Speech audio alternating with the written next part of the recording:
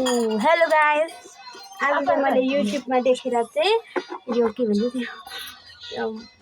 कपमा राखेर चाहिँ नि बत्ती बाल्नु हेरेको थिएँ कि हेर्नुहोस् ल। अब तर यो कप सानो भयो है दिदी, यस्तो गर्नुपर्छ अरे हो, यस्तो। अन्त यसलाई पानी हाल्नुपर्छ, यसरी पानी हाल्नुपर्छ, यसरी पानी हाल्नुपर्छ अरे हो। अन्त तेल अलिकति हाल्नुपर्छ अरे, तेल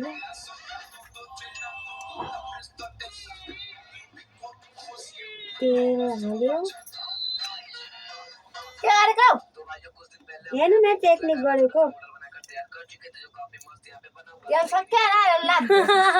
नकराउनु न, यहाँ मान्छेले सुन्दैछ त तपाईँलाई। अब यो चाहिँ मैले नि लेसको खोलको राखेँ कि, तर उनीहरूले पनि अर्कै राख्दो रहेछ हो। मैले लेसको खोल बनाएको हो। अब यसलाई चाहिँ मैले यसरी डाल्नु पर्ने हुन्छ। यसरी बोलेन जाऊ ए बोल्यो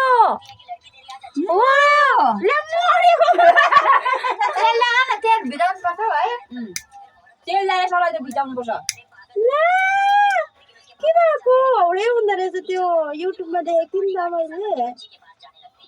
अन्त धागोमा तेल हाल्नुपर्छ हो कान्छी, हालेँ मैले कि। अब यसलाई चाहिँ यसरी डुबाउनु पर्यो नि त, यसरी डुबाउनु भनेको छ नि त युट्युबमा चाहिँ। अब हेर्नु ल, अब यो चाहिँ लास्ट ट्राई हो। अलिक मजाले बोल्नु दिनु पर्यो नि त हौ। टाढा गर्दै बोल्दो रहेछ, बोल्छ कि बोल्दैन हेर्नु त।